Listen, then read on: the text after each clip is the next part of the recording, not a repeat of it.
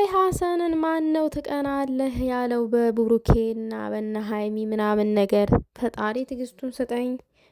ሰላም ሰላም ውዶቼ፣ ሰላማችሁ ይብዛልኝ በያላችሁበት ቦታ። አይ በነገራችን ላይ ማለት ነው ቤተሰብ አንድ ነገር ማለት ፈልጌ ነው ቪዲዮ መስራት የፈለግኩት። ያው እንግዲህ ሀይሚዬ መታመሟን ሀሰን ተናግሯል። እሱ ብቻ አይደለም ግን በጣም ተበሳይቶ ነው ዛሬ ቪዲዮ የሰራው። ይሄ ነገር ደግሞ እንዳለ የጨረቃ ፋሚሊን የሚያበጣብጥ የሚያጣላ ይመስለኛል። እኔ በጣም ፈርቻለሁ። ምክንያቱም በጣም ተናዶ ነው ሲያወራ የነበረው ሀሰን ማለት ነው።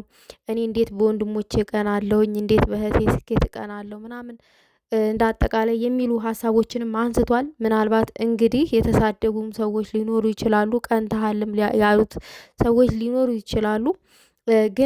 ግን በውስጥ ብታደርጉስ? ይሄ ሀሚቱን በውስጥ አድርጉት፣ ሰውን ስታሙ ማለት ነው።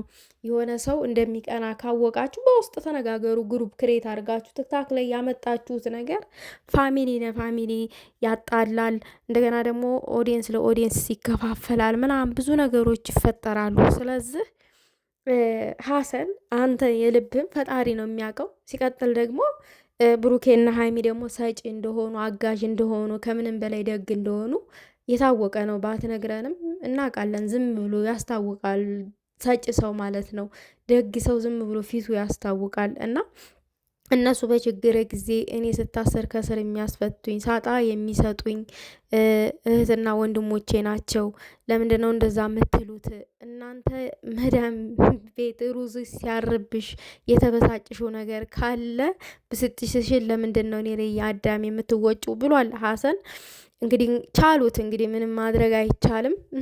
ግን ሀሰን የማይባል ነገር አትበል። ይሄ መዳም ቤት ሩዝ ሲያር ምናምን ነገር ምን እንደዛ አስባለክ? እንደዚህ ጭንቅላት የሚነካ ንግግር መናገር ጥሩ አይደለም። መዳም ቤት እኮ ሩዟን እያሳረረች ሩዛችንን እያሳረረን እኮ ነው የእናንተን ቻናል ቁጭ ብለን የምናየው። ይሄ ራሱ እኮ እኛ ካላየነው እኮ ራሱ ዶላር አይቆጥርም። ይሄንን አታውቅም እንዴ? አንድ ሰው ለአንድ ሰው ጀጅ ላደረገ ሁሉንም መናገር የለብህም። እና ምንድነው ሰው ሲናደድ የሚናገረውን አያውቅም ይባላል አሉ። እና ስንናደድ የምንናገረውን ነገር ለይተን ማወቅ አለብን። ሰዎችን የሚሰብር ቃል አንወርውር። ሰዎችን አንስበራቸው፣ ሰዎችን ማለት ነው። እና ይደብራል፣ ጥሩ አይደለም። ቃል እንምረጥ። ዝም ብለን እንዳገኘን ቃላትን እያነሳን እየወረወርን ሰውን መስበር ጥሩ አይደለም። ሀሰን ደግሞ በጣም ነው የተበሳጨው ከሚባለው በላይ ማለት ነው። ብሩኬ ሰጪ ነው፣ ብሩኬ ስታሰር የሚያስፈታኝ ሰው ነው ምናምን። አዎ ውዶቼ፣ አብሮ ያለ ሰው አብሮ አደግ ናቸው እነዚህ ሰዎች እና የአንድ ሰፈር ጓደኛሞች ናቸው። ከዛም አልፎ ተርፎ ማለት ነው ጓደኛሞችን የሚለያይ ነገር ባንናገር ጥሩ ነው። ጓደኛሞችን የሚለያይ ነገር ባንናገር ጥሩ ነው እንደ ሀሳብ። ብሩኬና ሀሰን ወይንም ከዛም አልፎ ተርፎ ምንድነው ያለው? እኔ ብሩኬ ሲያገባ አንደኛ ሙዚየኔ ነው ያለው። አስቡት እንግዲህ እነዚህ ሰዎች ምን ያክል ቢቀራረቡ ነው እንደዛ ሊል የቻለው?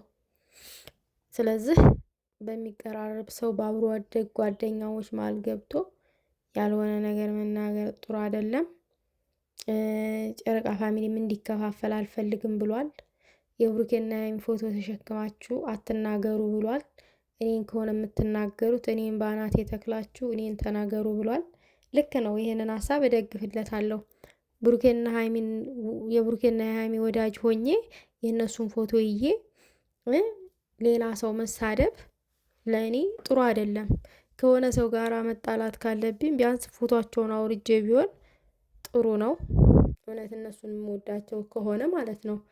ግን እነሱን እወዳለሁኝ እነሱን እከተላለሁ እያልኩኝ የእነሱን ወዳጅ ስር እየሄድኩኝ ማስቀየም አግባብ አይደለም።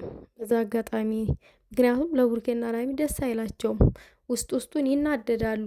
እኛ በምናደርጋቸው ነገሮች፣ አንዳንድ ልጆች በሚያደርጓቸው ነገሮች፣ አንዳንድ ልጆች በሚሰሯቸው ስህተቶች ውስጡን ይናደዳሉ ወጥተው ባይናገሩም እና እንተዋቸው። ሰው እኮ በንዴት የሚታመማል፣ በብስጭት የሚታመማል፣ አጠገቡ ያለውን ሰው እያስቀየምን ምናምን ነገር። አሁን ሀይሚ ከምን ተነስታ ታመመች? ውስጧ እየበላት ውስጧን እያናደዳት የሆነ ሳታስቡት ትወድቃላችሁ፣ ትታመማላችሁ። አንዳንድ ሰው በውስጡ ነገር ይይዝና መጨረሻው ለምን ይጋለጣል? ለህመም ማለት ነው። እና ለሰዎች ከቻልን ጥሩ ነገር እናስብ፣ ካልቻልን ደግሞ ሰዎችን ለቀቅ እናደርጋቸው ማለት ነው የምፈልገው። እና እኔ እንደዛ ነው ማለት የምፈልገው። ለማንኛውም እንግዲህ ሀሰን ደግሞ አትበሳጭ፣ እንግዲህ ሁሉም ለበጎ ነው። በእርግጥ እኔ መንስኤው ምን እንደሆነ አላቅም። ጠቡ ምን አጥፍቶም እንደሆነ አላቅም። ሀሰን ምንም ተብሎ እንደሆነ አላቅም። በእርግጥ ትቀናለህ ተባልኩኝ፣ በሀይሚ ትቀናለህ ተባልኩኝ ነው እያለ ያለው። እንግዲህ ያላችሁ ሰዎች ደግሞ ጥሩ አላደረጋችሁም። የማይባል ነገር ነው ያላችሁት። ስንናገር በማስተዋል ቢሆን ጥሩ ነው። በማስተዋል ጥሩ ነው።